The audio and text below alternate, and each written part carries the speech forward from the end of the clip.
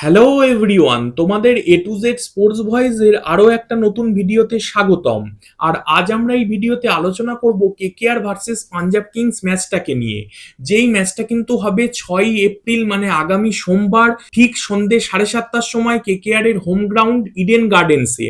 এবং এই ম্যাচের আগে দুই দল, কেকেআর এবং পাঞ্জাব কিংস, দুই ভিন্ন পরিস্থিতিতে, যেখানে কেকেআর তাদের প্রথম দুটো ম্যাচ এগেনস্ট মুম্বাই ইন্ডিয়ান্স আর সানরাইজার্স হায়দ্রাবাদ হেরে আসছে, তাদের মোরাল অলরেডি ডাউন।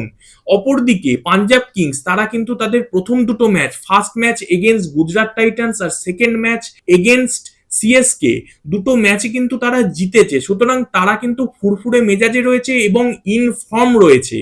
শুধু এটা দিয়েই কিন্তু এই ম্যাচটাকে ডিফাইন করলে চলবে না, তার সাথে সাথে দুই দলের দুই ক্যাপ্টেন, আজিঙ্কা রাহানে, তিনি কিন্তু দুই ম্যাচ হেরে রীতিমতো চাপে। এবং তিনি ম্যাচের পর যে প্রেস কনফারেন্স হয়, সেখানে তিনি বলেছেন যে তিনি যথেষ্ট ভালো ব্যাটিং করছেন, তারপরও তার সমালোচনা করা হচ্ছে। এই নিয়ে বিশাল কন্ট্রোভার্সি হয়েছে, মানে রীতিমতো চাপে তিনি রয়েছেন। অপরদিকে শ্রেয়াস আইয়ারের কথা বললে, দেখো শ্রেয়াস আইয়ার, সে কিন্তু আবার কেকেআর এর এক্স ক্যাপ্টেন, যিনি আবার কেকেআর কে আইপিএল 2024 জিতিয়েছিলেন।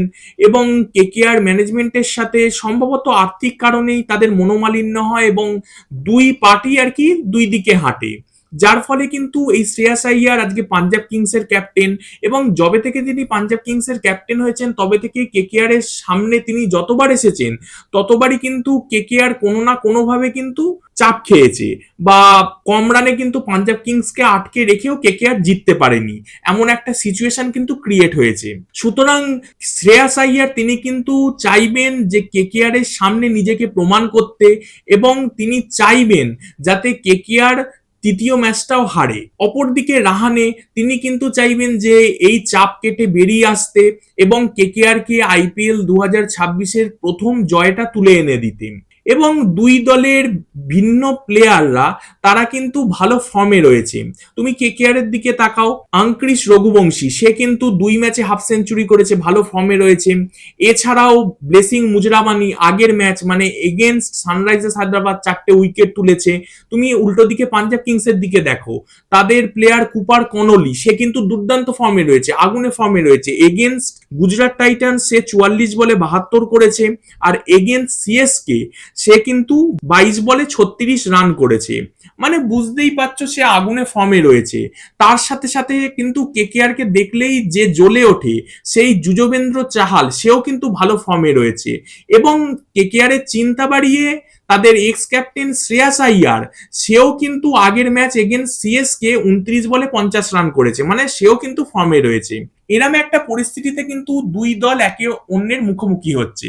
এবং আমরা এই ভিডিওতে আলোচনা করব যে এই দুই দলের প্রেডিক্টেড ফার্স্ট লাইন আপ কেমন হতে পারে, এবং স্পেশালি কেকেআর এর ফার্স্ট লাইন আপে কি কিছু চেঞ্জ আসতে পারে, আসলে কেন আসবে, সেই নিয়ে আলোচনা করব। তো চলো ভিডিওটা শুরু করা যাক। Welcome to A to Z sports voice.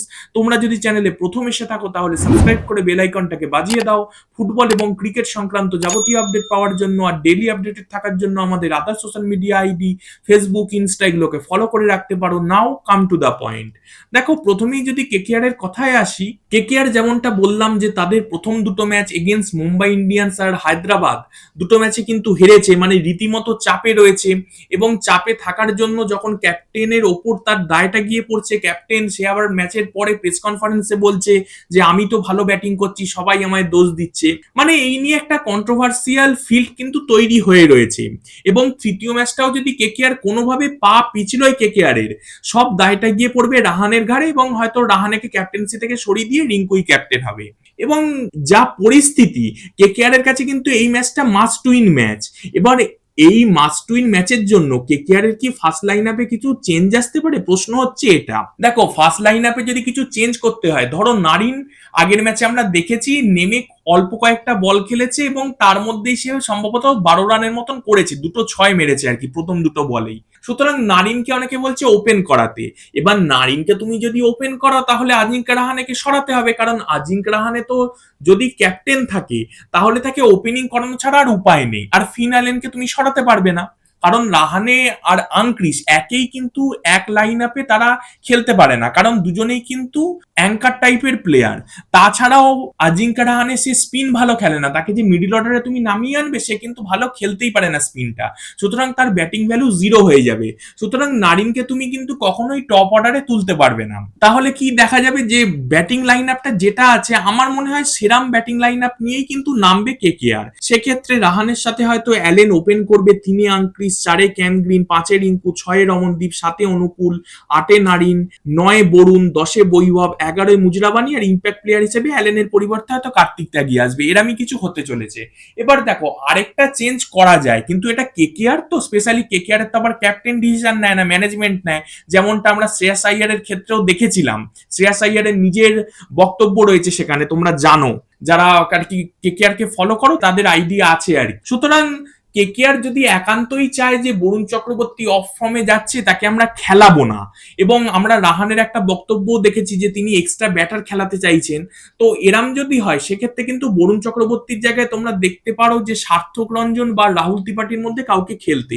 হ্যাঁ, এটা হতে পারে তোমরা বলবে যে রাহুল ত্রিপাঠী দাদা ও তো ওপেনিং এর জায়গাকার প্লেয়ার, তুমি তাকে টেনে তলায় নামাচ্ছ কেন? দেখো ভাই, রাহুল ত্রিপাঠী কেকেআর এর এক্সপিরিয়েন্স ক্যাম্পেনার, সুতরাং কেকেআর আবার একটু এই এক্সপিরিয়েন্স ক্যাম্পেনারদের উপর বেশি ভরসা করে বা ভালোবাসাও থাকে, তোমরা জানো সবাই। সুতরাং আমার সেই কারণেই মনে হয় সার্থক রঞ্জন আর রাহুল ত্রিপাঠী হয়তো একটু এগিয়ে থাকবে, হয়তো বরুণের জায়গায় তাদেরকে খেলানো হলো, আর বরুণ চক্রবর্তীর যে রোলটা সেটা আমরা অনুকূল রয়ের থেকে হয়তো কেকেআর কে আদায় করতে দেখতে পারি। এরমও হতে পারে অনুকূল রয় হয়তো 2 ওভার বল করলো, তার সাথে রমনদীপ সিং যে একজন পেসার সে 2 ওভার বল করে দিল, এরম হতে পারে যে ভাগ করে নিল, 2 ওভার স্পিন 2 ওভার পেস হতে পারে। এবার কি করবে বা আদেও কি হবে সেটা কেউ বলতে পারবে না। এবার যদি পাঞ্জাব কিংস এর কথায় আসি, দেখো পাঞ্জাব কিংস এর ফার্স্ট লাইন আপ কিন্তু চেঞ্জ হওয়ার কোনো কারণই নেই, কারণ দুটো ম্যাচই তারা জিতেছে আর তাদের দলে যথেষ্ট ব্যালেন্স রয়েছে। এবং পাঞ্জাব কিংসের যেমনটা বললাম, কুপার কনলি দুর্দান্ত ফর্মে, এগেনস্ট সিএসকে সে 22 বলে 36 রান করেছে, আর এগেনস্ট গুজরাট টাইটান্স 44 বলে 72 রান করেছে, মানে বুঝতেই পারছো আগুনে ফর্মে। এবং আমার সব থেকে খারাপ কি লাগছে বলতো, যে এই কুপার কনলির জন্য কিন্তু কেকেআর 2.5-3 কোটি অব্দি গিয়েও কেকেআর কিন্তু হাতছাড়া করেছে তাকে এই মুস্তাফিজুর রহমানকে দলে নেওয়ার জন্য।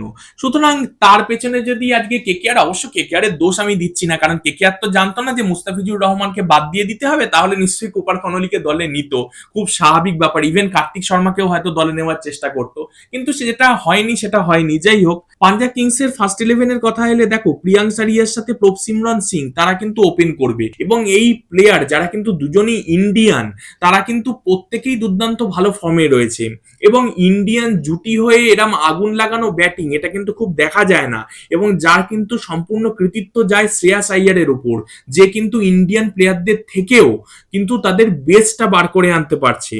3 নম্বরে কুপার কনলি, 4 শ্রেয়াস, 5 খেলবে নেহাল ওয়াধেরা, 6 নম্বরে খেলবে শশাঙ্ক সিং, 7 নম্বরে খেলবে মার্কাস স্টয়নিস, 8 খেলবে মার্কো জেনসেন, 9 খেলবে জাভিয়ার ব্রাটলেট, 10 খেলবে বিজয় কুমার বাইশাখ, 11 খেলবে আর্শদীপ সিং, আর ইম্প্যাক্ট প্লেয়ার হিসেবে হয়তো প্রিয়াঙ্ক সারিয়াকে তুলে নিয়ে যুজবেন্দ্র চাহালকে ইউজ করবে পাঞ্জাব কিংস। এরামই কিন্তু দুই দলের দুটো ফার্স্ট 11 হতে চলেছে। তো আমার মনে হয় কেকেআর যে ম্যাচটা রয়েছে এগেইনস্ট পাঞ্জাব কিংস, সেটা আশা করি কেকেআর জিতবে, এবং এটা কিন্তু সম্পূর্ণ নির্ভর করবে জেতা হারাটা কেকেআর এর যারা এক্সপিরিয়েন্স ক্যাম্পেনার, সেটা রিঙ্কু হোক, সেটা রমনদীপ হোক, কিংবা সেটা সুনীল নারিন হলে সুনীল নারিনের স্পিন, কিংবা বৈভব অরোরার বোলিং, এই সবকিছুর উপরেই কিন্তু নির্ভর করবে। এবং ফিন অ্যালেন যদি সে একটা ম্যাচেও দাঁড়িয়ে যায়, আমরা জানি সে কি করতে পারে, এবং আশা করি ফিন অ্যালেন এবং গ্রিন তারা কিন্তু তাদের বেস্ট ব্যাটিং বা বেস্ট পারফরমেন্সটা এই ম্যাচে দেখাবে। তো আশা করি কেকেআর সামনের ম্যাচটা জিতবে এবং উইনিং ট্র্যাকে ফিরে আসবে। তো তোমাদের কি মনে হয়, কেকেআর কি পাঞ্জাব কিংস ম্যাচটা জিততে পারবে? কমেন্ট করে জানাও, আর ভিডিওটা ভালো লাগলে সাবস্ক্রাইব করে বেল আইকনটাকে বাজিয়ে দাও, লাইক করো, কমেন্ট করো, শেয়ার করো। Thanks for watching. জয় হিন্দ, জয় ভারত।